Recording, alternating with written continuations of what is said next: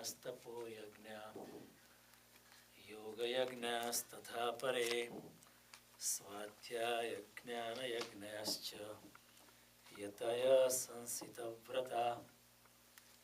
कुछ लोग द्रव्य संबंधी यज्ञ करने वाले हैं, कितने ही तपस्या रूप यज्ञ करने वाले हैं, कितने योग रूप यज्ञ करने वाले हैं, कितने अहिंसा आदि तीक्ष्ण व्रतों से युक्त यत्नशील पुरुष स्वाध्याय रूप यज्ञ करने वाले होते हैं।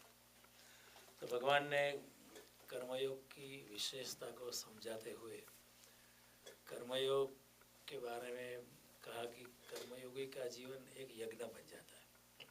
उसका पूरा जीवन निष्काम कर्म में निष्काम कर्म रूपी यज्ञ हो जाता है और ऐसी हालत में वो जो भी करता है वो यज्ञ होता है। उसका पूरा जीवन यज्ञ है और यज्ञ जीवन है, ऐसी हालत हो जाती है। और ऐसा यज्ञ में उलझा हुआ इंसान धीरे धीरे इतना अहंकार शून्य हो जाता है, इतना आसक्ति रहित हो जाता है, इतना कर्तापन की भावना से विरक्त हो जाता है कि वो समझता है कि करने वाला मैं नहीं हूँ, जो भी होता है वो परमात्मा की शक्ति से होता है। तो ऐसी शून्यता को प्राप्त किया हुआ व्यक्ति धीरे धीरे अपने में ही परमात्मा का प्रागट्य का अनुभव करता है।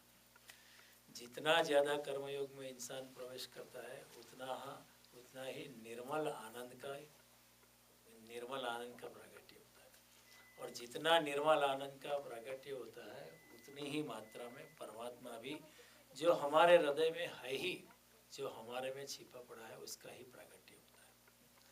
हम सब एक चिदानंद स्वरूप हैं और ये सब शरीर है, नाम है, बाहर की संसार की उपलब्धियां है, लेकिन वास्तव में हमारा स्वरूप तो शुद्ध आनंद स्वरूप है और वास्तव में हम भी परमात्मा स्वरूप ही हैं। इसलिए भगवान कहते हैं ममेवांशो जीवलोके जीवभूत सनातन, सभी लोग ब्रह्म स्वरूप है ही। और कृष्ण के बताए हुए मार्ग पे चलते चलते इंसान वही ब्रह्म स्वरूप को अपने में पा सकता है। ये एक ट्रेजेडी है कि हम अपना स्वरूप भूल गए हम ही भूल गए, किसी ने भुला दिया ऐसा नहीं, हम ही अपना शुद्ध स्वरूप भूल गए। तभी कोई शंकराचार्य कहता है कि हम निर्विकल्पो निराकार रूप विभुर्व्याप्त सर्वत्र सर्वेन्द्रियाणां सदा में समत्वम न मुक्ति न बंधन। मुझे कोई मुक्ति नहीं है, मुझे कोई बंधन नहीं है। मोक्ष का मतलब ये नहीं है कि बंधन से मुक्ति। आमतौर पर हम समझते हैं कि मोक्ष का मतलब ये है कि बंधन से मुक्ति। मोक्ष का मतलब ये नहीं कि बंधन से मुक्ति, मोक्ष का मतलब ये है कि हमने ही जो जाल खड़ा किया है वो जाल को हम जाल के स्वरूप में देख ले तो हमारे ही खड़े हुए बंधन से हमारी मुक्ति, उसी का नाम है मोक्ष। क्योंकि आमतौर पर पता नहीं चलता है कि जो माया है वो हमने ही खड़ी की है, किसी और ने। ऐसा नहीं कि लोगों ने हमारे लिए माया खड़ी की है जिसके बंधन में हम फंसे रहे। लोग ऐसा मानते हैं कि मैं स्त्री के बंधन में फंसा हुआ। स्त्री कैसे आपको बंधन में डालेगी? आपने स्त्री में कामना देखी है, आप ही स्त्री से मोहित हुए, इसलिए स्त्री आपको बंधन रूप मालूम पड़ती है। कोई कहता है ये पुरुष बंधन है या ये संसार बंधन है।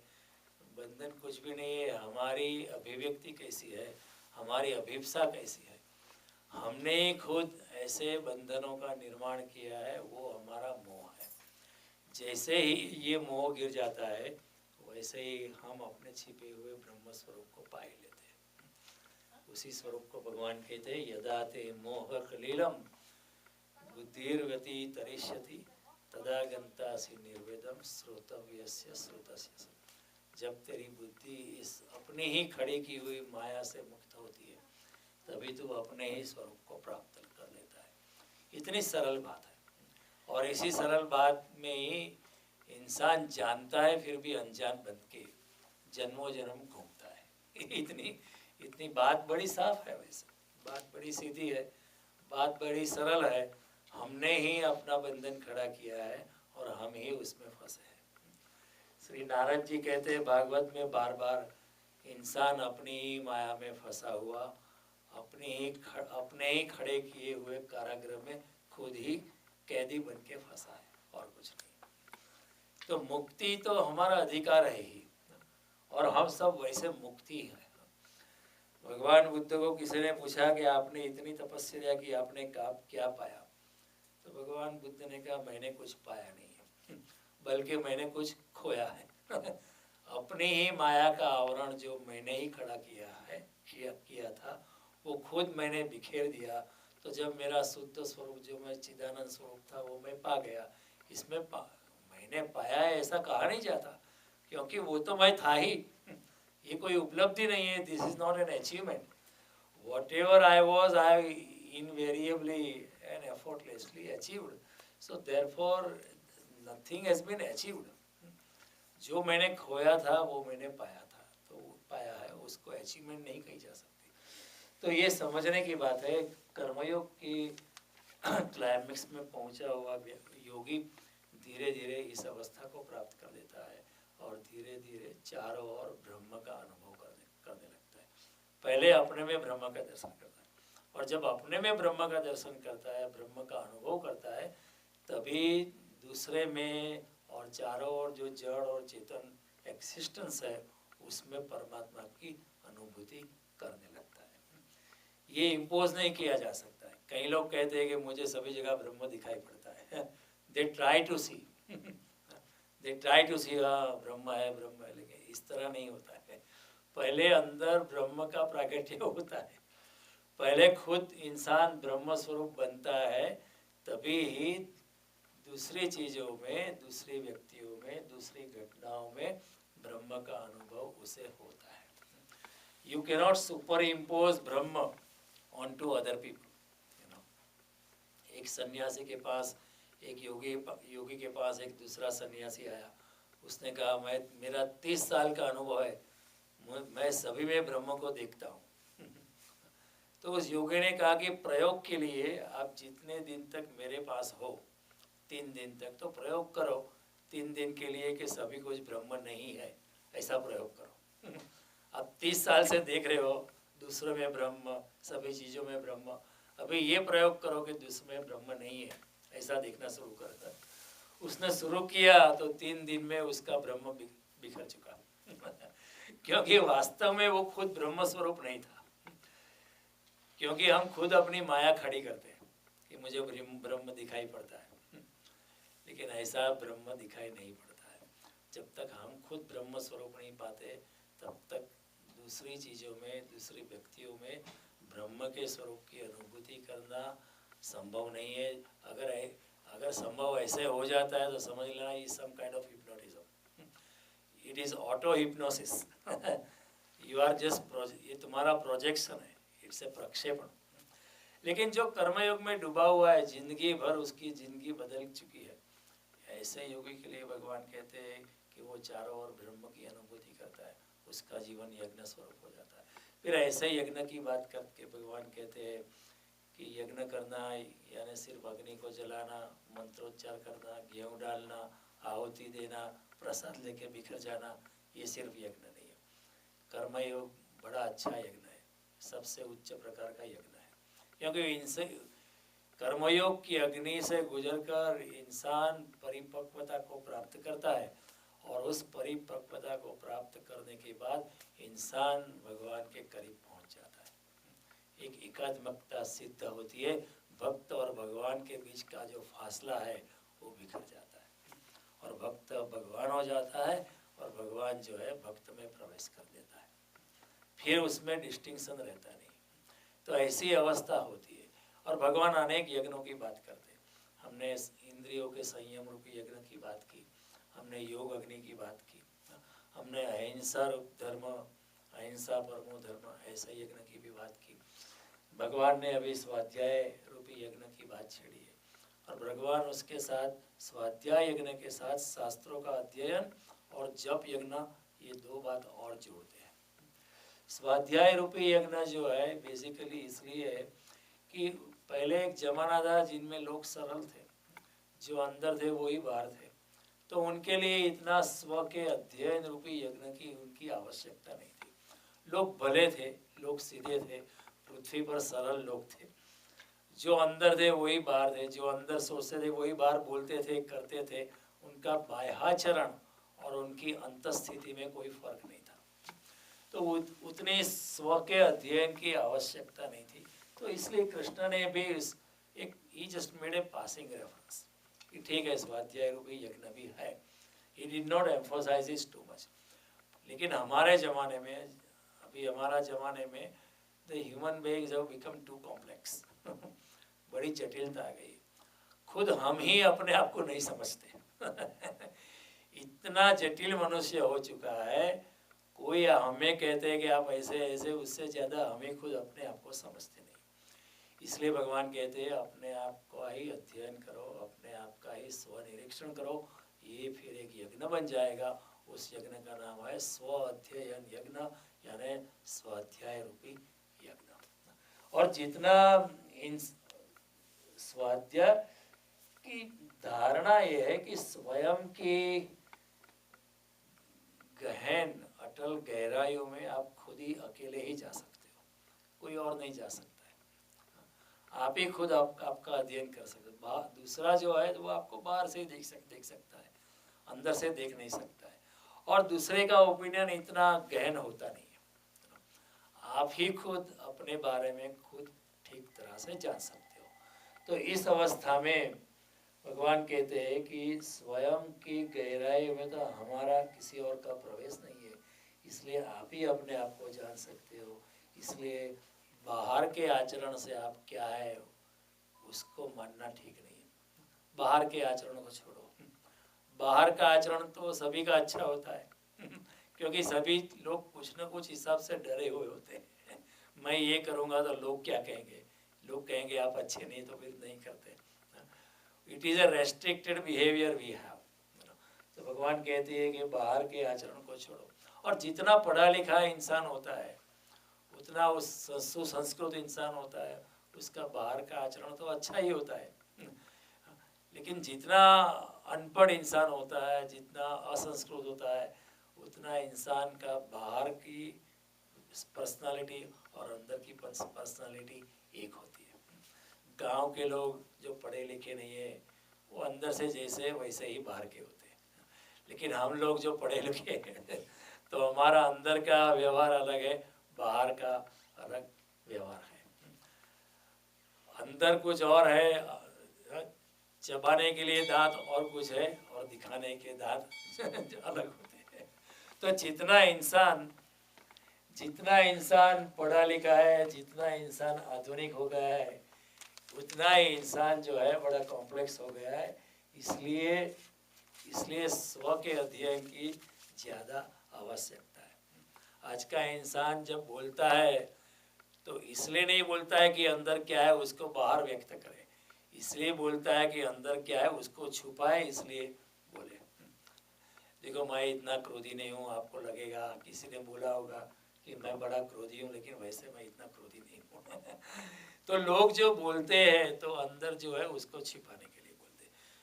लोगों का आचरण कई बार ऐसा है आज के ज़माने में, आज के ज़माने की बात करता हूँ, पहले के ज़माने में लोग सरल थे।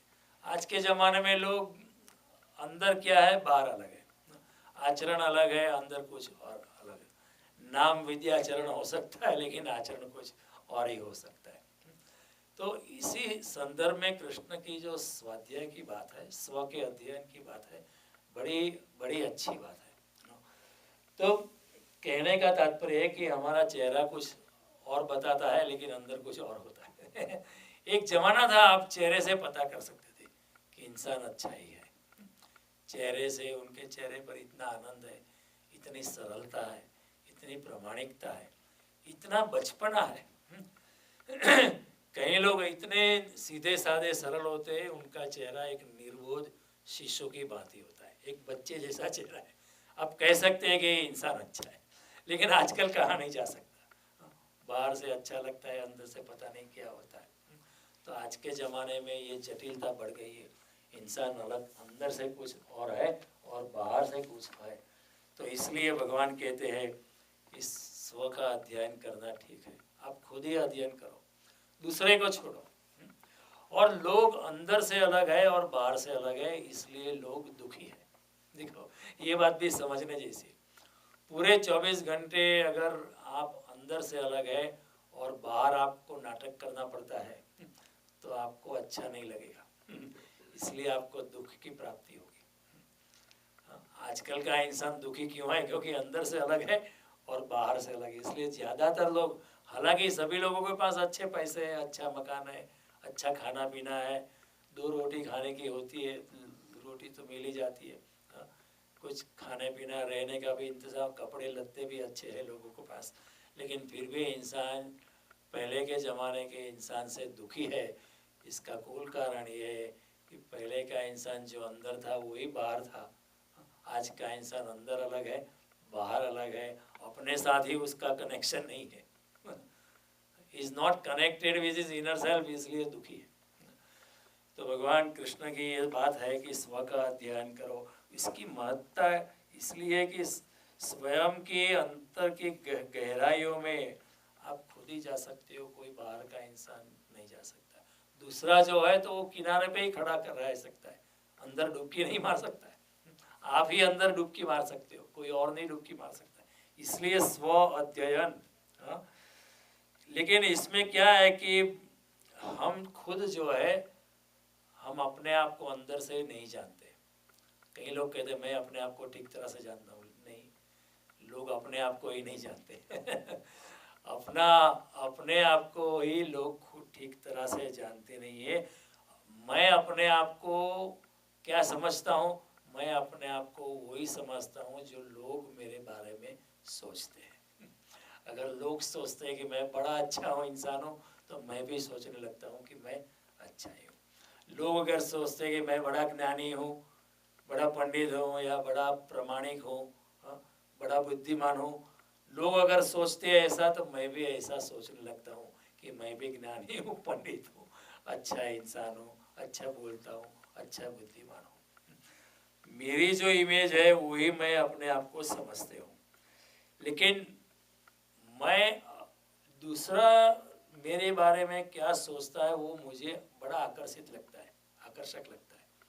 लेकिन मैं स्वयं अपने बारे में जानूं और प्रयास करूं, वो मुझे इतना आकर्षित लगता नहीं है, वो मुझे इतना इनवाइटिंग नहीं लगता है कि मैं खुद बैठ के अपने आप का दर्शन करूं, अपना ही दुख दोषानुदर्शनम, जो कृष्ण कहते हैं गीता में कि अमानित्वम अदम्भत्वम अहिंसा शांतिरार्जवम आचार्य पासनम शौचम स्थैर्यम आत्म विनिग्रह इंद्रियार्थेषु वैराग्यम अनहंकार एव च जन्म मृत्यु जरा व्याधि दुख दोषानुदर्शन। अपने ही दोषों का अनुदर्शन करो। ये 13वें अध्याय में भी बात कही है भगवान ने, दुख दोषानुदर्शन। अपने ही दोष का, अपने ही जो अवगुण है उसका खुद अनुदर्शन करो, खुद ही देखो, मुखड़ा देखो दर्पण में हम रोज देखते हैं ना अपना चेहरा, तो अपना चेहरा देख के हम सोचते हैं कि मैं बड़ा अच्छा है, I am looking very good, I am very handsome लेकिन अंदर से खुद क्रिटिकली इवेल्युएट करो तो भगवान कहते हैं कि जो अंदर है वो बाहर आ सकता है। लेकिन इसमें बड़ा खतरा है जब प्रामाणिकता से हम अंदर देखते हैं तो अंदर क्या क्या है वो बाहर आ जाता है, और उसको एनकाउंटर करना एक बड़ा साहस है। अपने ही दोषों का दर्शन करना, इट इज ए बिग करेज ये बड़ी साहसपूर्ण बात है, वेरी करेजियस थिंग, लोग कर नहीं सकते। तो पहली बात यह है कि पहले तो एनकाउंटर योर ओन सेल्फ, सामना करो, अपना आमना सामना करो। कोई क्या कहता है उसको फेंको। जिस तरह पानी को साफ करना है, ऊपर से कचरा आप साफ करते हो, आप पत्ते को हटा देते हो, उसी तरह दूसरे का अभिप्राय क्या है उसको हटाओ, अपना खुद का दर्शन करो, लोगों को अभिप्राय को हटाओ, क्योंकि दूसरे के मंतव्य इतने गहरे नहीं होते। कोई दूसरा व्यक्ति आपको ठीक तरह से, वो आपको बाहर से ही देख सकता है, दूसरे का मंतव्य बाह्य आचरण से ही आपको पता चलता है वो दूसरा तो अंदर जा ही नहीं सकता है, न आप दूसरे में जा सकते हो, न दूसरा आप में जा सकता है। हाँ?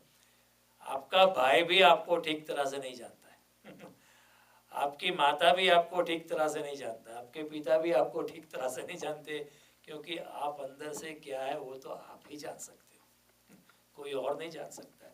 इसलिए भगवान ने स्व के अध्ययन की बात की है। लेकिन पहला चरण है दूसरों को अभिप्राय को फेंको, दूसरा चरण है अपने ही आपका दर्शन करो और देखो अंदर कि क्या मेरे में क्रोध है, अभिमान है, पारुष्य है, कठोरता है, वासना है, ईर्ष्या है, जलन है, स्पर्धा है, अदेखी है। ऐसा देखने का प्रयास करो। और जब ऐसा देखने का प्रयास करते हैं तो क्या होता है कि अंदर जो कुछ छिपा पड़ा है वो उभरने लगता है। खुद ही अपने ही घाव को मलम पट्टी निकाल के देखना है। ये बड़े साहस की बात है।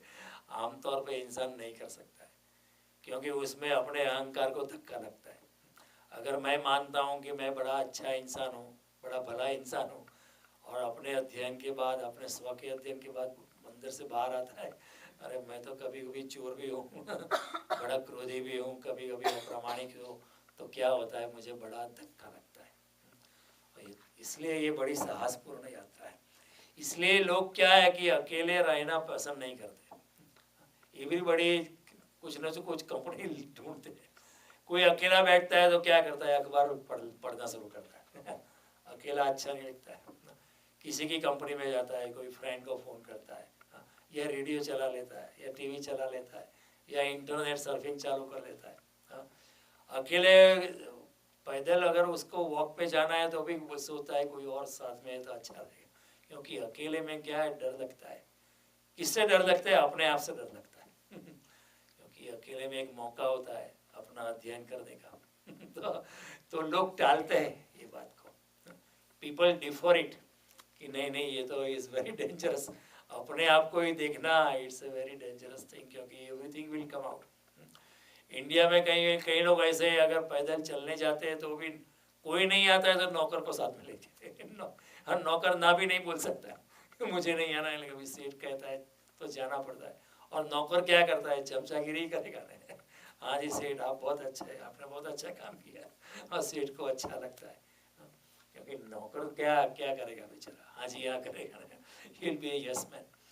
तो ये जो है भगवान कहते हैं लोगों ने अपने आप को ही सुरा के रखा है। People are sleeping in the public opinion. अंदर क्या है वो जानने का साहस नहीं करते। लोग क्या कहते हैं वो जान के बस शांत होके बैठ जाते हैं। अरे लोग तो कहते हैं मैं अच्छा, और फिर गाढ़ निद्रा में सोए इसी को कृष्ण कहते हैं या निशा सर्वभूतानां तस्याम जागृति संयमी और यस्याम जागृति भूतानि सा निशा पश्यतो मुनि। भगवान कहते लोग सोए हुए, अधिकतर लोग संसार में सोए पड़े घूमते घरेराटी ले रहे। इसमें योगी जागता है, मुनि जागा हुआ है। ऐसा नहीं कि रात को सोता नहीं, वो भी रात को सो रहा है ना, उसके शरीर को भी नींद की आवश्यकता है। जागा इसका मतलब है वो अपने अंतरात्मा से जागृत है। He is conscious of his own consciousness. अपनी चेतना के प्रति वो इंसान जागृत है। वो अपने आप का दुख दोषानुदर्शनम, अपने आत्मा का निरीक्षण करता है। और आत्मा का निरीक्षण और कुछ नहीं, वो परमात्मा का ही निरीक्षण है, क्योंकि हमारे में जो आत्मा है वो परमात्मा का ही स्वरूप है। तो हम जब अपने आप का निरीक्षण करते हैं तो हम परमात्मा का ही निरीक्षण करते हैं, भक्ति से हम जुड़ जाते हैं। और जब ऐसी, तो भगवान कहते हैं कि ये एक षड्यंत्र है, हम अपने साथ ही रचाते हैं। We are cheating our own self. लोग क्या कहते हैं उसके पर्दे में हम अपने आप को संतोषी रखते हैं कि चलो मैं तो अच्छा ही हूँ। लोग कहते हैं बीवी कहते हैं, बच्चे कहते हैं, लोग कहते हैं, पॉलिटिशियन कहते हैं I am very nice person. भगवान कहते हैं लोगों के अभिप्राय को छोड़ो और अपने आप को इवेल्युएट करो, क्योंकि अगर साइको एनालिसिस करोगे उसमें भी साइकोलॉजिस्ट प्रेजेंट है, वो अपने अंदर तो नहीं जा सकता। so, psychologist can analyse your mind. आपका जो मन है उसका विश्लेषण कर सकता है, लेकिन आपके अंदर मन के पीछे जो आत्मा है। आपकी चेतना के तल पर का इवेल्युएशन तो साइकोलॉजिस्ट नहीं कर सकते हैं, क्योंकि वो तो मनोवैज्ञानिक है। चेतना का वैज्ञानिक तो आप ही बन सकते हो। अपने में अंदर जो चेतना है उसके उसके विज्ञान के बारे में आप ही कुछ प्रयास कर सकते हो, और कोई प्रयास नहीं करता। तो स्वाध्याय में पहला चरण ये है कि दूसरों के मंतव्य को अलग करके फेंको। दूसरा चरण है मैं अपने आप को जैसा है वैसा, without the opinion of people, जैसा है वैसा मैं देखूं। और जब ऐसा होता है तो काफ़ी आश्चर्य होता है कि अरे मैं अपने आप को ऐसा मानता था, लेकिन मैं अंदर से क्रोध है, अंदर से कठोरता है, अंदर से थोड़ी हिंसा वृत्ति भी है, थोड़ी वासना भी है, थोड़ी लंपटगिरी भी है, थोड़ी थोड़ी चोरी भी है। हाँ, सभी कुछ अंदर से अपने आप किसी को बताना नहीं। भगवान कहते किसी को बताने की जरूरत नहीं, आपको बताना है तो बताओ। लेकिन जब ये असत्य अपने सामने बाहर आता है तो क्या होता है कि आप उस असत्य का सामना करते हो, आमना सामना होता है।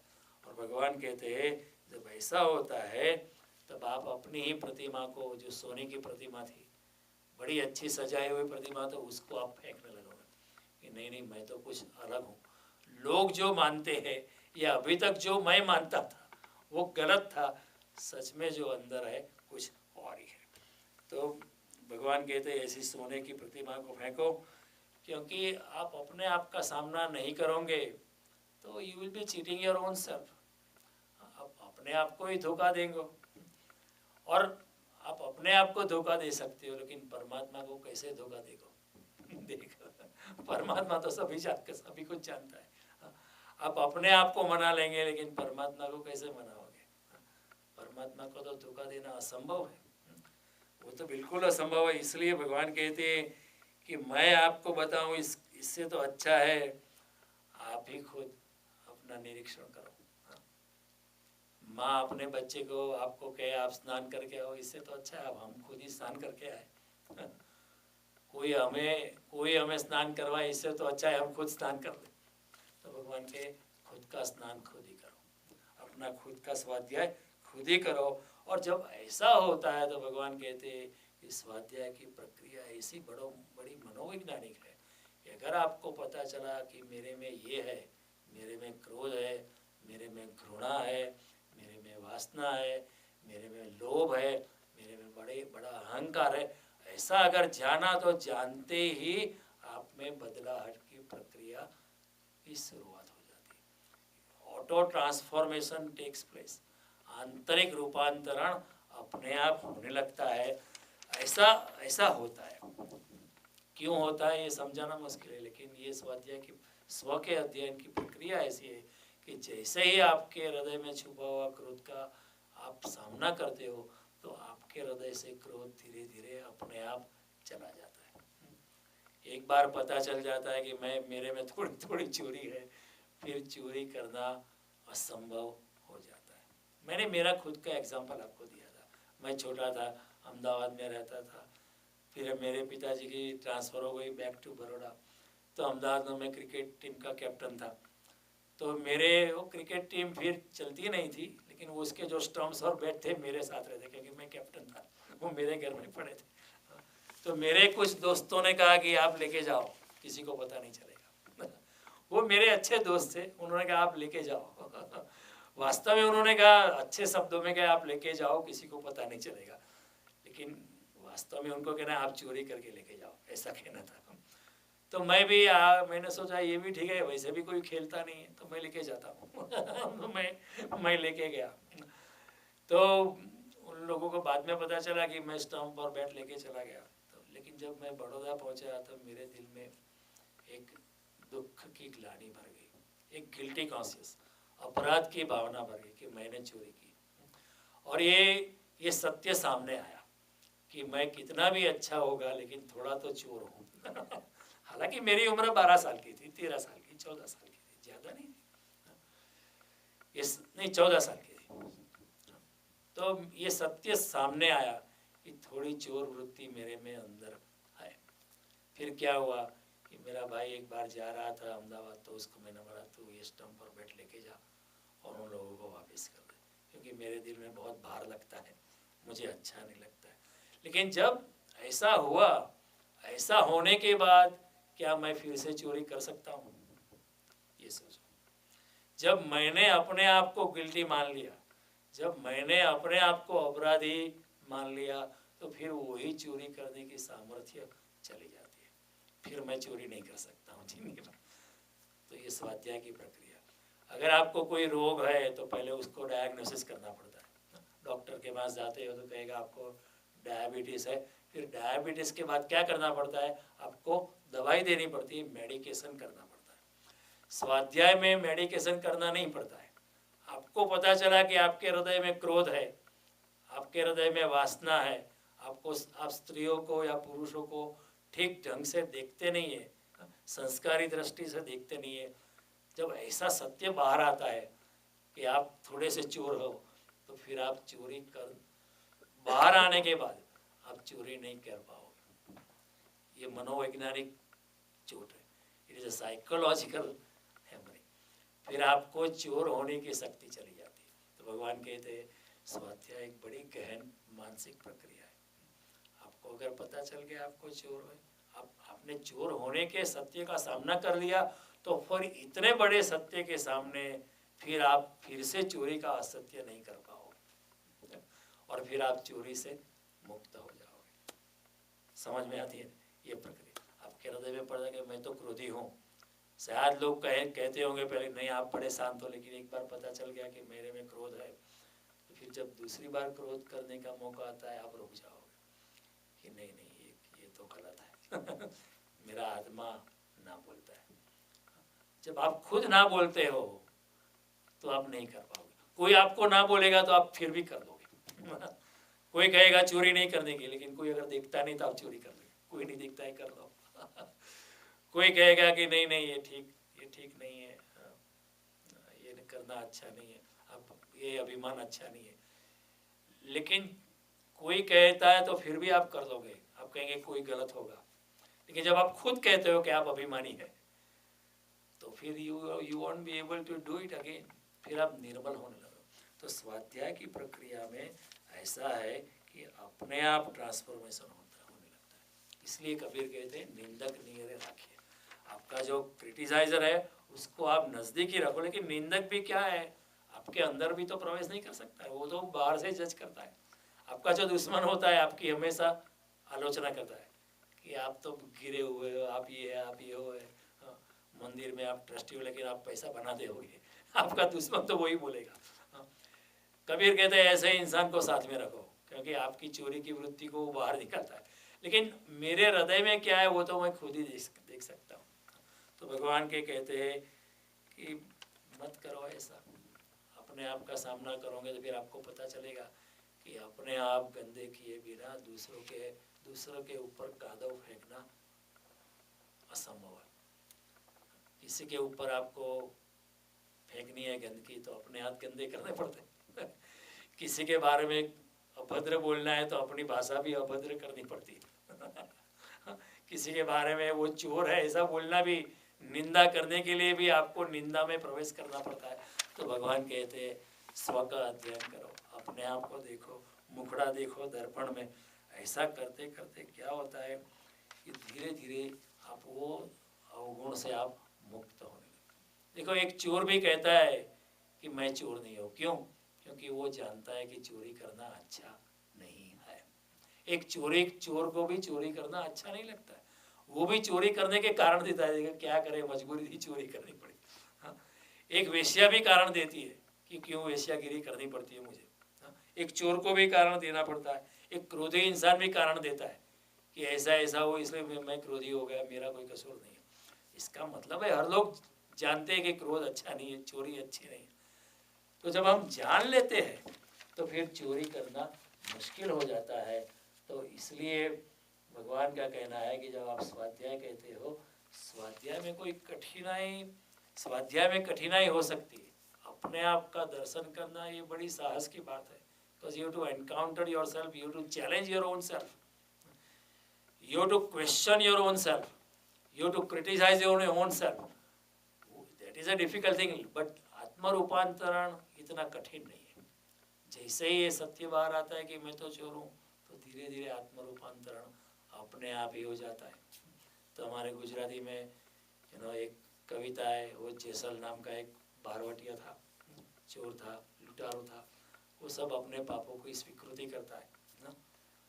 तो वो कहती है, पाप तारो प्रकाश जाडेजा, धर्म तारो संभाल, सब तेरे पाप बाहर मेरे सामने कह दे, और मैं और वो जो सती नारी थी जेसल, वो कहती है मैं तुझे तेरे पापों से मुक्त कर दूंगी।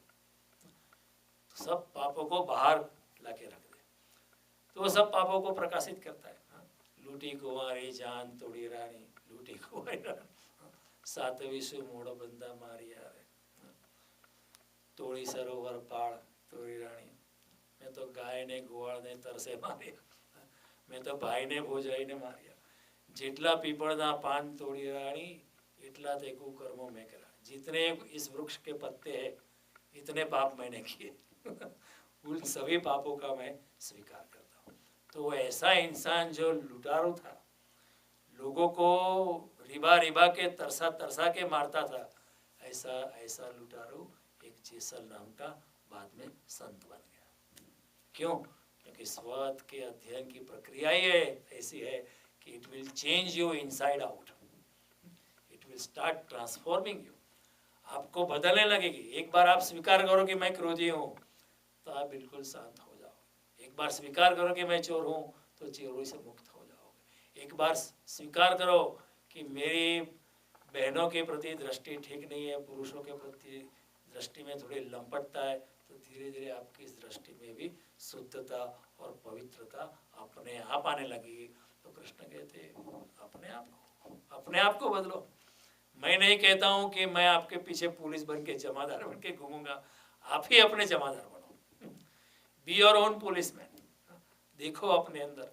तो ऐसा करते करते स्वाध्याय में एक बड़ा ट्रांसफॉर्मेशन आता है, और जब व्यक्ति अंदर से बदलता है तो अपना मन निर्मल होता है, शुद्धता आने लगती है, परमात्मा आने लगता है अंदर। भगवान कहता है कि निर्मल मन जन सो मोहे पावा, मोहे छल छिद्र कपट नहीं पावा। जिसका मन निर्मल हो गया है ऐसे इंसान मुझे प्राप्त करता है, जिसका मन निर्मल हो गया। लेकिन जिसके हृदय में छल है, छिद्र है, कपट है, वो मुझे प्राप्त कर सकता नहीं है, वो मुझे नहीं प्राप्त कर सकता। तो भगवान कहते हैं बस ऐसे, कबीर जी भी कहते हैं, ऐसो मन ऐसो निर्मल भयो, मन ऐसो निर्मल भयो, जैसे गंगा नीर पाछे पाछे हरि फिरे, कहत कबीर कबीर। मेरा मन इतना निर्मल हो गया, अब भगवान मेरे पीछे फरता है, घूमता है और मुझे बुलाता है, कबीर कबीर। तो ये स्वाध्याय, मन जब निर्मल होता है, दोषों से मुक्त हो जाता है, तो परमात्मा अपने आप प्रकट हो जाता है। इसलिए भगवान कहते हैं स्वाध्याय रूपी यज्ञ। क्यों कहते हैं यज्ञ? क्योंकि ये तो बड़ी अग्नि है ना अपने आप को ही अग्नि में डालना है, अपने ही दोषों का दर्शन करना है, और अपने ही दोषों का दर्शन करने के बाद उसको प्रकाशित करना है। तो भगवान कहते हैं ये बड़ा कठिन यज्ञ है, और भगवान कहते हैं शास्त्रों का अध्ययन करो, ये भी आपको सहायता करता है। शास्त्रों का पहले ऐसे शास्त्रों का अध्ययन करो जिसमें लोगों ने कन्फेशन की है, लोगों ने अपने पापों की कबूलात की है, ऐसे शास्त्रों का अध्ययन। पहले गीता का अध्ययन मत करो, क्योंकि गीता में तो सत्य का स्टेटमेंट है, उपनिषद में क्या है, सत्यों का विधान है। पहले ऐसे शास्त्रों का अध्ययन करो, ऐसे उपन्यास का अध्ययन करो जहाँ असत्य की स्वीकृति है। जैसे महात्मा गांधी की आत्मकथा, महात्मा गांधी ने सभी असत्यों का स्वीकार किया। मैं चोर था, मैं वेश्या के घर गया था, मैं ऐसा था वैसा था, सभी जो भी उन्होंने पाप किए वो सभी पापों की उन्होंने अपनी आत्मकथा में खुलेआम स्वीकृति कर दी। तो गांधी जी की स्वीकृति गांधी जी का स्वाध्याय बन गया। तो गांधी एक नेक इंसान बन गए, प्रामाणिक बन गए, तो राम के पास आ गए, राम उनके दिल में बस गया। तो अंतकाल में जब गोली लगी तो मुख से क्या निकला, हे राम। सारी जिंदगी हमने कपट किया है, तो हमारे मुख अंतकाल में मुख से गाली ही निकलेगी क्योंकि मृत्यु सैया पे कपट नहीं चलता है, मृत्यु सैया पे अंदर आप जो है वही बाहर आता है, क्योंकि आप कवर नहीं कर पाओगे। At that moment of death at the time of death, मृत्यु सैया पे तो सत्य ही बाहर आता है, असत्य बाहर नहीं आ सकता है। गाली बोलने की आदत पे तो फिर मृत्यु सैया पे गाली ही बाहर आएगी राम नाम बाहर नहीं आएगा। लेकिन गांधी के हृदय में, उनके आचरण में अंदर बाहर राम छा गया, तो जब मृत्यु करीब आया तो मुख से राम ही निकलता है। इसलिए भगवान कहते हैं अंत काले च मामेव स्मरणम उक्त्वा कलेवरम यः प्रयाति तमद्भावम याति नात्य अत्रत्य संशय। जो अंत काल में, अंत घड़ी में मेरा नाम लेके अपने देह को छोड़ता है वो मुझको ही प्राप्त होता है, उसमें कोई संदेह नहीं। लेकिन हम क्या है, स्मार्ट लोग हैं ना, हम कहेंगे बाद में नाम लेंगे अभी तो जो चलता है वो चलने दो, बाद में नाम नहीं आएगा। अगर पूरी जिंदगी हमने ऐसा ही गंवा दी है कावे दावे में, गेम्स में, स्कीमिंग में, गैम्बलिंग में, माया के पीछे घूमते रहे, तो अंतकाल में माया ही खड़ी होगी, फिर भगवान का नाम नहीं आएगा। लेकिन पूरी जिंदगी जिन्होंने भगवान के नाम का अध्ययन किया है, गीता का अभ्यास किया है, उपनिषद का अभ्यास किया है, प्रेम और भक्ति से भगवान के साथ जुड़ गया है, अहंकार का त्याग किया है, निर्मल हो गया, उसके हृदय से अंतकाल पे भगवान का नाम उसके मुख से या उसके दिमाग में अंतर से अंतर्गत आ सकता है। फिर बात, पूरी जिंदगी हमने पॉलिटिकल दावपेच किया है, तो फिर मुख से तो गाली होगी, ये चोर है वो चोर है, ऐसी ही बात होगी और कुछ बात नहीं। भगवान का सोच नहीं पाओगे आप। मैंने देखा है एक इंसान को मरते वक्त नर्स को भी गाली दे रहा था गंदी माँ बहन की गाली, नर्स किसको गाली दे, क्योंकि नर्सों ने वो क्या ट्यूब डाल रखी थी नाक में, मुख में, बोलते हटाओ इसको, और नर्स को, डॉक्टर को, सभी को गाली दे रहा था। क्योंकि ये तो जीवन भर का अभ्यास चाहिए, जीवन भर का स्व अध्ययन चाहिए, जीवन भर का स्वाध्याय चाहिए, तभी मन निर्मल होता है। तो भगवान कहते हैं कि शास्त्रों का अध्ययन करो, और ऐसे शास्त्र जहाँ असत्य के, जैसे महात्मा गांधी की आत्मकथा, जैसे तुलसीदास की आत्मकथा। तुलसीदास जी भी अपने जीवन में जो भी पाप किए थे, तुलसीदास होने से पहले, वो भी सभी पापों का उन्होंने स्वीकार किया। अंगुलीमाल लुटारे का जो जीवन चरित्र है वो पढ़ो, फिर बुद्ध के चरणों में जब गिरा, वो भी एक साधु चरित्र हो गया। वाल्मीकि लुटारे, उसका पहले वाल्मीकि ऋषि हुआ, उससे पहले उसका क्या जीवन था, वो पहले पढ़ो, बाद में पढ़ो रामायण, बाद में पढ़ो गीता, क्योंकि गीता में तो सत्य के विधान है।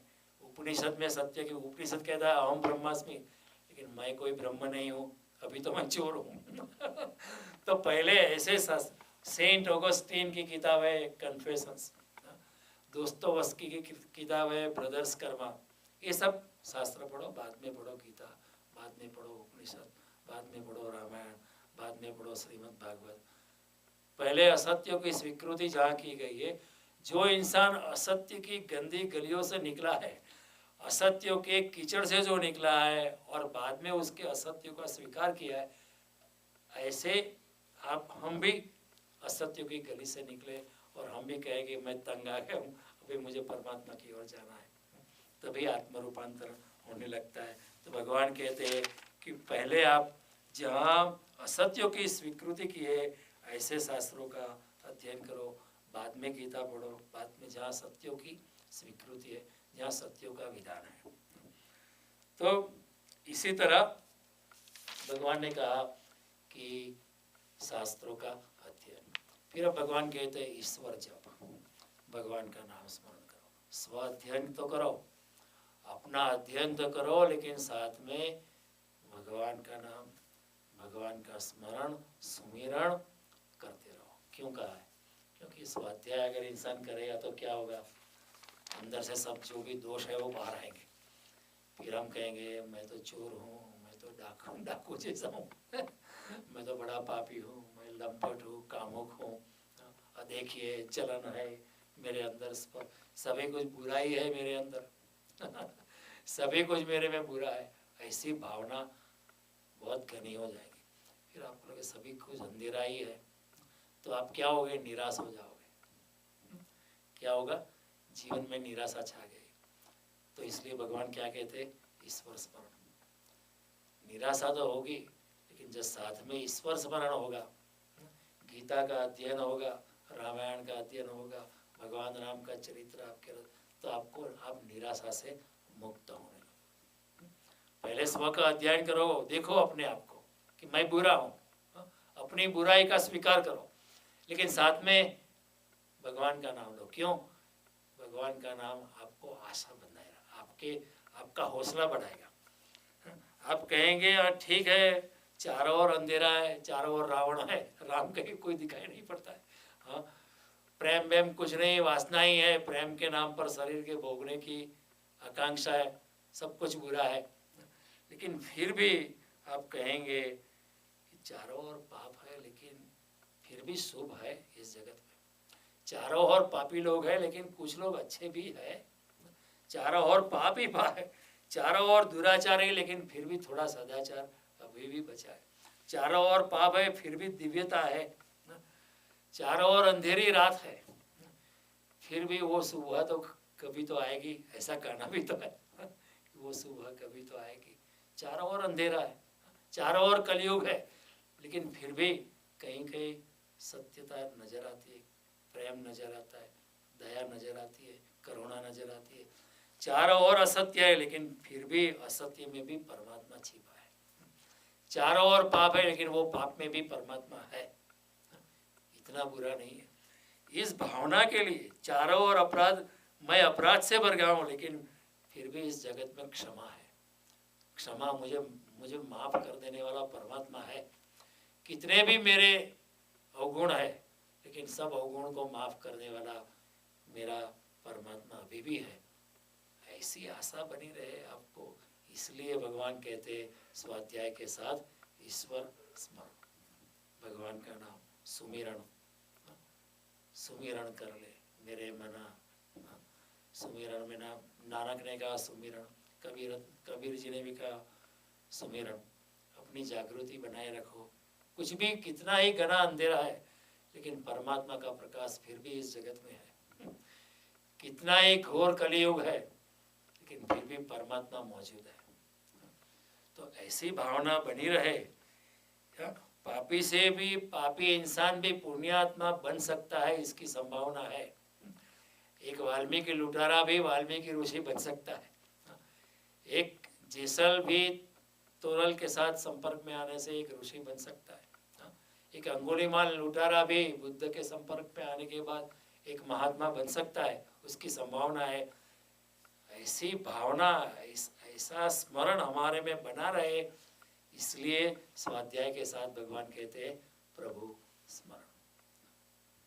नाम जप, परमात्मा का स्मरण करते रहो, ध्यान करते रहो, जप करते रहो। भगवान कहते हैं यज्ञानाम जप यज्ञोस्मि, सभी यज्ञों में मैं जप यज्ञ हूँ, भगवान कहते हैं।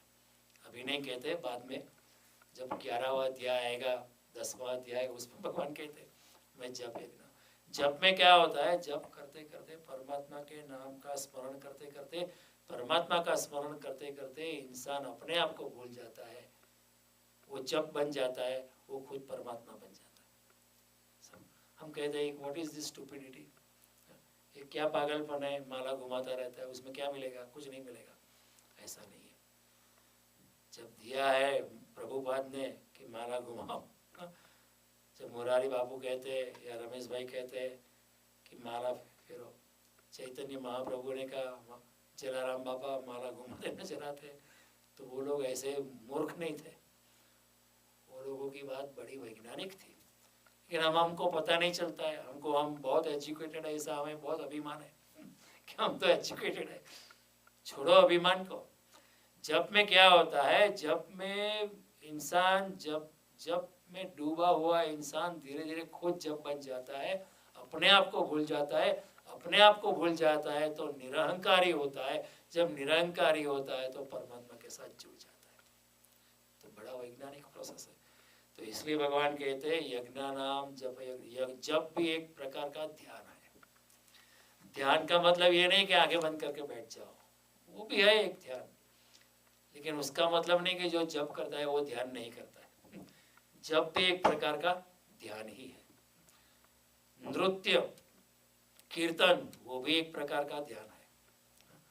किसी के लिए निष्काम करना, वो कर्म करना, वो भी एक प्रकार का ध्यान है।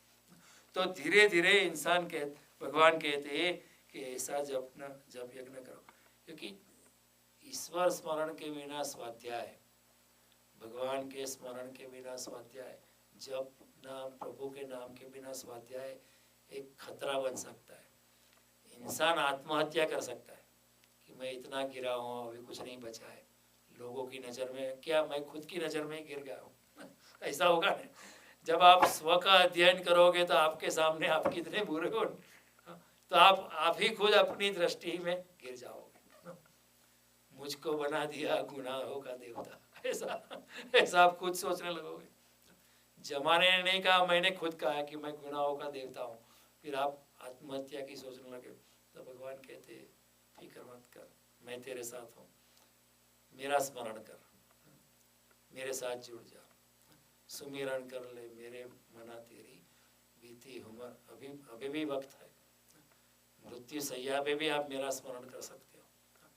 तो मेरे नाम में, मेरे पीछे मेरे साथ भक्ति के साथ जुड़ जाओ, तो वो एक दिव्यता से भरे मेरे नाम में भी बड़ा चमत्कारिक शक्ति है। तो आपकी जो गिल्टी कॉन्शियस की मेंटालिटी है, उससे आप मुक्त हो जाओगे and you will become very positive. आप दिव्यता से भरने लगोगे, अपराध के भाव से आप मुक्त हो जाओगे और आपके हृदय में दिव्यता की भावना उद्भवित होगी। मैं इतना गिरा हुआ ठीक है, लेकिन फिर भी मैं परमात्मा का ही स्वरूप हूँ। चाहे मैं गिरा हुआ, लेकिन फिर भी मैं उसका ही बेटा हूँ, उसने ही मेरा हाथ थामा है। तो आपका हौसला बढ़ेगा। इसलिए भगवान ने कहा ईश्वर जप। ईश्वर जप का मतलब क्या है कि एक कोई तीसरा भी है, एक तीसरी शक्ति भी इस जगत में है, वो मेरा तारणहार बन सकती है इस जगत में। It provides me a platform. So Ishwar jap is a via media, is a diving board to jump into the ocean of spirituality. एक डाइविंग बोर्ड से आप परमात्मा के महासागर में एक बड़ा जंप लगा सकते हो, तेजी से आप लगा सकते हो। तो ईश्वर जप में बड़ी शक्ति है। तो इसलिए हमारे जो सनातन धर्म है, हमारी संस्कृति में ये सब जो जीवन में ऐसी बातें उन्होंने व्यू कर दी थी, जीवन में આવી બધી बातों વણી લીધી। इसलिए हमारे धर्म में क्या था, जब आप उठते हो तो उठ के साथ ही राम नाम, भगवान उठने के साथ ही भगवान का, जानते हैं कि राम बाम कोई है नहीं, बाहर जाके सब रावण ही मिलने वाले, फिर भी कोई बात नहीं, भगवान का स्मरण करो। प्रातः स्मरामि रघुनाथ मुखारविंदम, श्री कृष्ण का स्मरण करो, राम का स्मरण करो।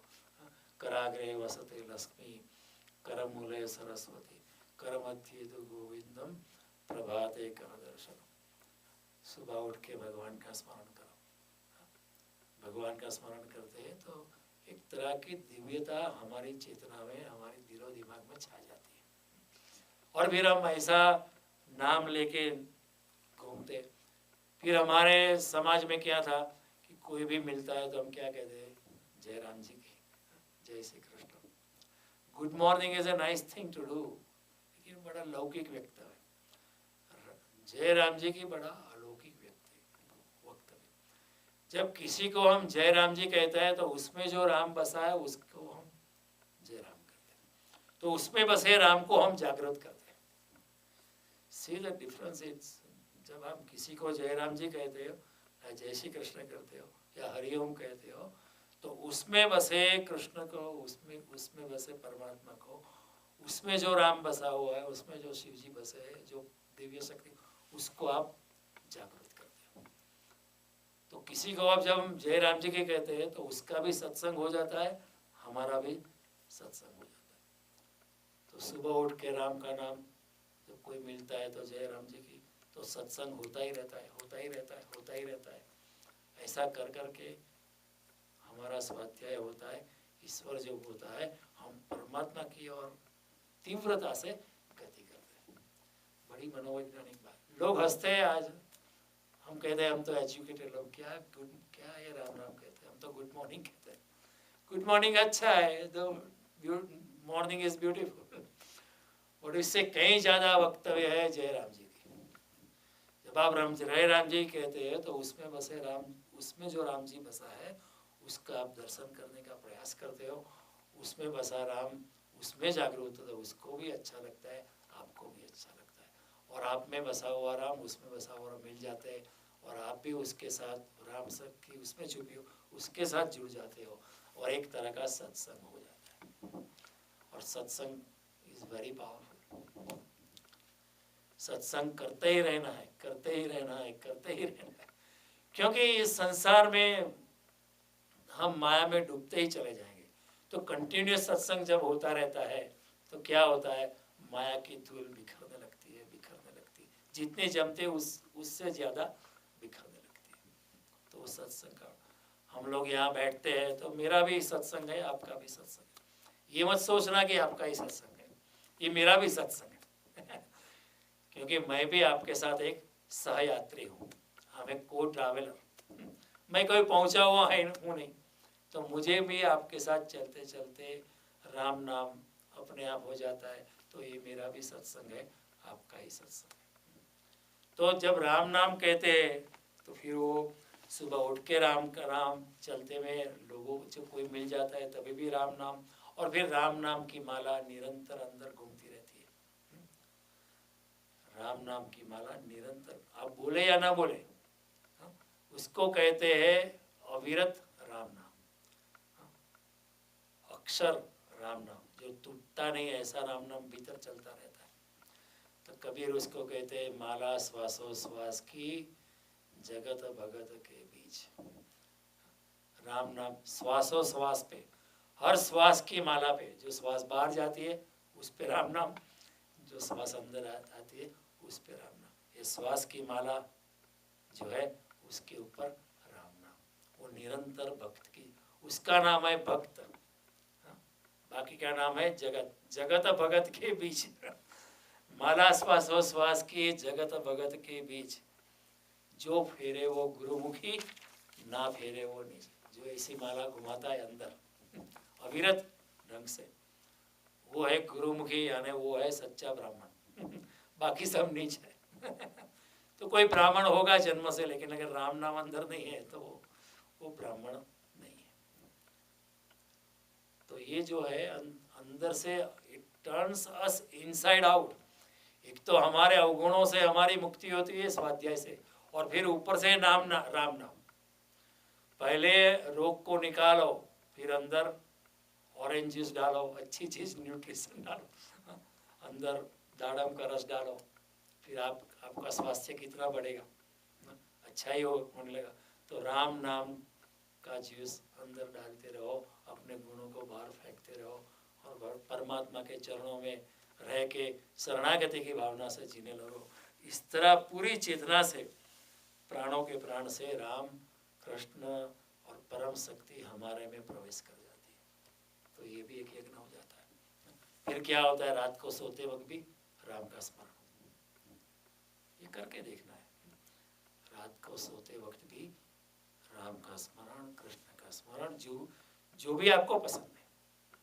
आपको कोई भी अगर जीसस पसंद है तो उनका नाम लो, कोई बात नहीं, कोई फर्क नहीं पड़ता। आपके गुरु का स्मरण करना है तो वो गुरु का स्मरण करो, कि गुरु और भगवान एक ही बात है। गुरु ब्रह्मा, गुरु विष्णु, आपको जिसमें बहुत गहन श्रद्धा है उसका स्मरण करो।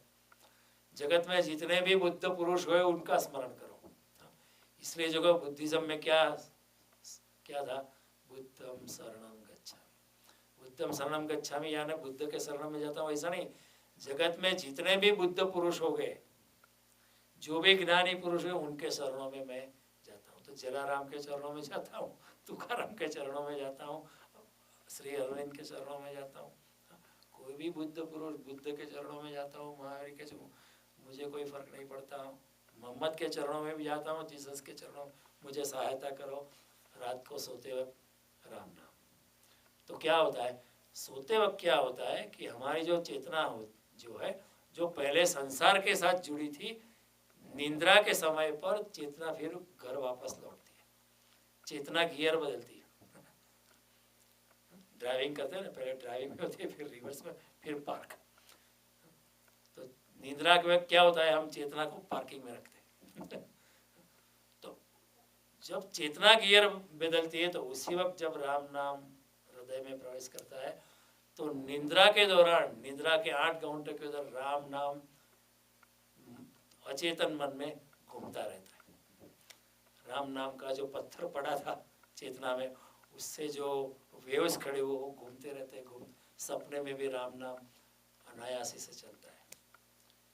तो सुबह उठ के राम नाम, रात को सोते वक्त राम नाम, क्योंकि सोते वक्त चेतना गियर बदलती है। उसी वक्त जब राम नाम चलता है तो हमारा अस्तित्व, हमारा शरीर, हमारा मन, हमारी चेतना परमात्मा के साथ दिन में जुड़ जाती है, रात को भी जुड़ जाती है। तो रात को सोते वक्त अगर राम नाम लेते तो जब सुबह नींद खोलेंगे तो क्या होगा, पहला क्या, राम नाम। क्योंकि रात को सोते वक्त जो लास्ट काम करते हैं वो सुबह दूसरे दिन आते हैं। अगर रात को आप इनकम टैक्स रिटर्न भरते हैं और भाई अभी उसको अधूरा छोड़ना पड़ता है, क्या कैपिटल गेन्स पे रुके थे तो दूसरे दिन खड़े होंगे तब क्या याद आएगा, वो इनकम टैक्स में कैपिटल गेन से शुरुआत करनी है रात को आपने सोचा होगा कल दुकान में ये काम करना है, ज़्यादा कुछ ये बाहर जाके बाजार में जाके लेके आना है, फिर ग्राहक को बेचने का है, थोड़ा मार्जिन ऐड करके।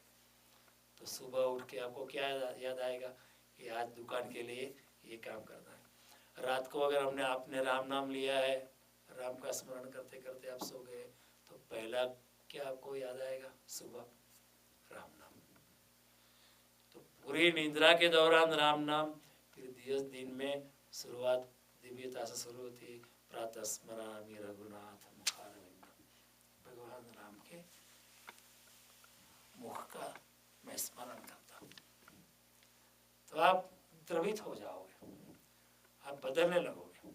एक तरह स्वाध्याय, दूसरी तरफ ईश्वर जप, ये दोनों का मिलन सोने में सुगंध, कहता ना गुजराती में, सोने में सुगंध मिल जाती है। And it is so transformative, इतना आपको बदलेगी अंदर से, इतना बदलेगी कि आप परमात्मा के करीब पहुंच ही जाओगे। इंसान पहुंच ही जाता है।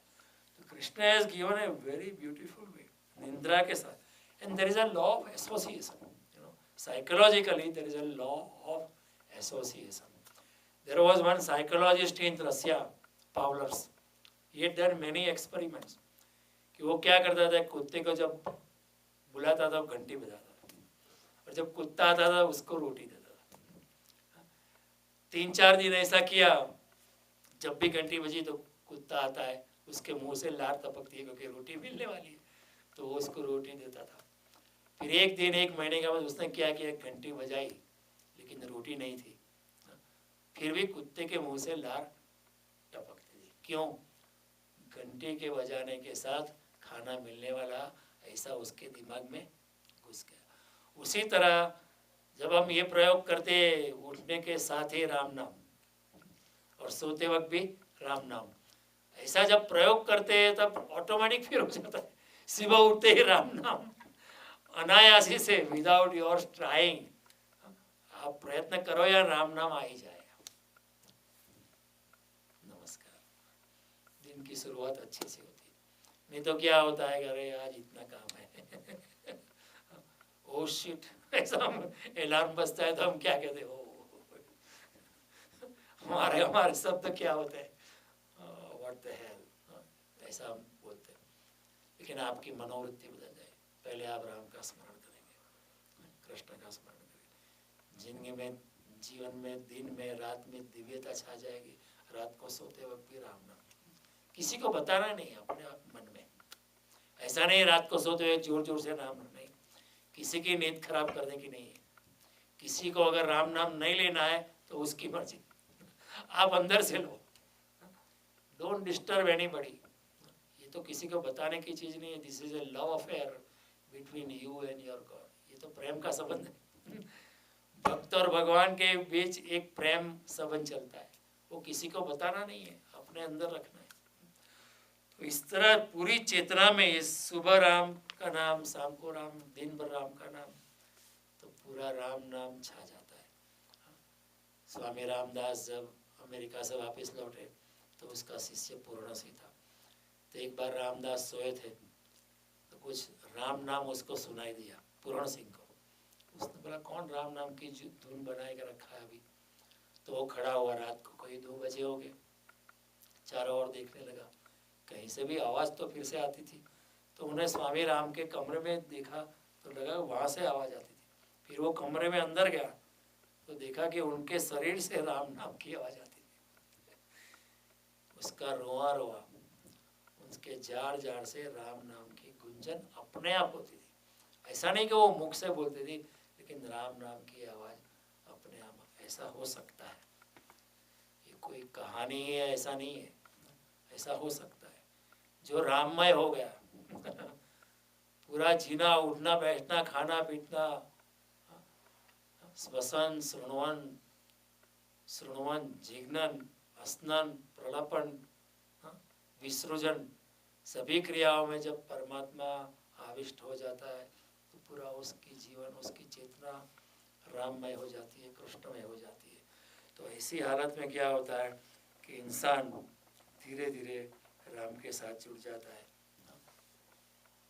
और एक बड़ी क्रांति की घटना बनती है, उसका जीवन एक यज्ञ बन जाता है। और ये यज्ञ बड़ा अच्छा लगता है। यज्ञ ऐसे राम नाम का यज्ञ, स्वाध्याय का यज्ञ, फिर पहले बहुत कठिनाई होती है, अपने आप को चोर कहना बहुत मुश्किल है, अपने आप को क्रोधी कहना बहुत मुश्किल है, अपने आप को अदेखी से भरा हुआ कहना बहुत मुश्किल है। लेकिन एक बार स्वीकृत कर लो, फिर जो अग्नि का प्राकट्य होता है उसमें से फिर राम नाम का घी आप डालो तो घी की सुवास चारों ओर छा जाती है। होता है ना, अग्नि में घी डालते तो क्या होता है, चारों ओर घी की सुवास अच्छी आती है। तो राम नाम की सुवास आपके जीवन में, हमारे जीवन में छा जाती है और हम बदल जाते हैं। और ऐसे बदल जाते हैं हमको खुद पता नहीं चलता है। तो ये है भगवान श्री कृष्ण की स्वाध्याय के यज्ञ की बात, शास्त्रों के अध्ययन की बात, और इनके साथ जप यज्ञ की बात। ये सभी यज्ञ है। अगले मंगलवार के हम जब मिले तो हम स्वधर्म रूपी यज्ञ क्या है, अपने स्वभाव में रहना, अपने धर्म में रहना, वो क्या यज्ञ है, कैसे यज्ञ है, उसमें भी क्या कठिनाई है, उसके बारे में हम देखेंगे। क्योंकि भगवान ने स्वधर्म यज्ञ की भी बात की है। अभी एक ही श्लोक चल रहा है 6-7, लेकिन बड़ा गहन श्लोक है। कृष्ण ने अनेक यज्ञों की बात की है।